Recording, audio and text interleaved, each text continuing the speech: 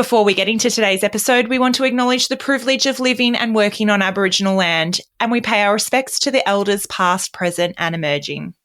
This is an audio version of a blog on our website that you can find at reallearning.com.au/blog. If you prefer to read the text version, you can find it there. The blog was entitled, "Are You Guilty of Throwing People in the Deep End and Letting Them Sink or Swim?" People toss around this old cliche in workplaces, like a cork, casually thrown overboard, being tossed around by the waves.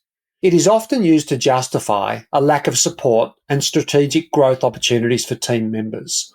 Worse, it papers over the failure of leadership that is usually the root cause. While the deep end has its merits, throwing people in there is almost always a flawed approach. A few people will thrive, but it's usually a knee-jerk reaction made necessary because we didn't develop people before they needed the skills. Circumstances sometimes dictate this approach because you find yourself fishing in a shallow pond for new team members. However, the deep end should never be the default approach for developing people. Assessing capabilities, providing support, and encouraging growth are important topics of this article. So grab your imaginary snorkels and let's jump right in. The deep end, where people sink. Picture this: a new team member, fresh-faced and full of enthusiasm, suddenly thrown into a role that exceeds their skill set and experience. It's like tossing a non-swimmer into a turbulent sea without a life jacket. While some may manage to stay afloat, others sink under the pressure and the fear of failure. The results are drowned morale, low productivity, and potential burnout. It also leads to a blame-based, non-collaborative environment, as there's a scramble for precious space on the life rafts. As leaders, we need to acknowledge that hoping for the best won't lead to growth for all. The shallow end, learning to swim. What if we took this approach instead? Before casting someone into the deep end, we assess their capabilities and offer them a supportive and growth-focused environment. We start them off in the shallow end where they can comfortably touch the ground. This allows them to build their skills, gain confidence, and learn the ropes at a manageable pace. By providing the tools, training, and mentorship, we set them up for success, giving them the opportunity to learn to swim rather than just stay afloat. Of course, not everyone needs to start at the shallow end. Some team members will be comfortable in the middle, standing on the tips of their toes, pushing their boundaries, but able to breathe. Avoiding the comfort zone, nudging them towards the deep end.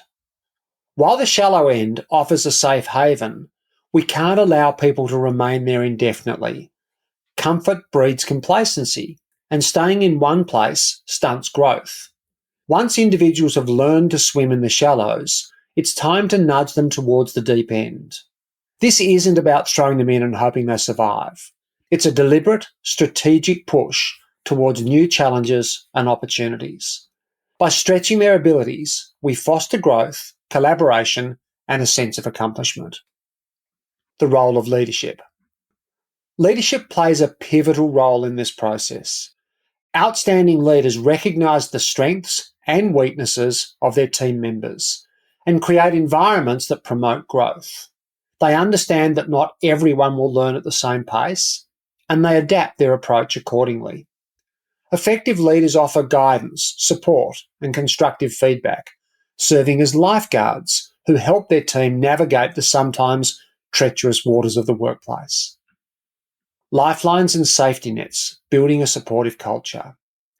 To truly empower individuals to learn and grow, we must create a workplace culture that values collaboration and support by fostering open communication, encouraging knowledge sharing, and providing resources.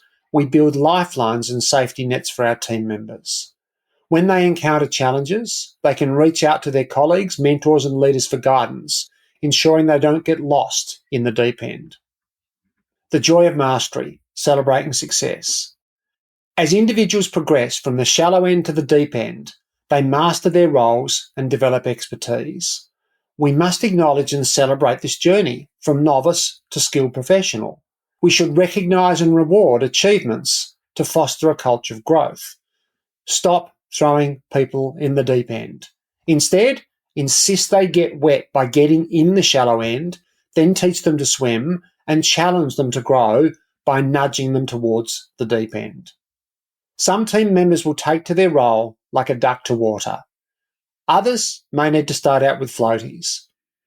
If you find yourself constantly throwing people in the deep end, look at your own process. Would investing in their growth before it became urgent have avoided the crisis?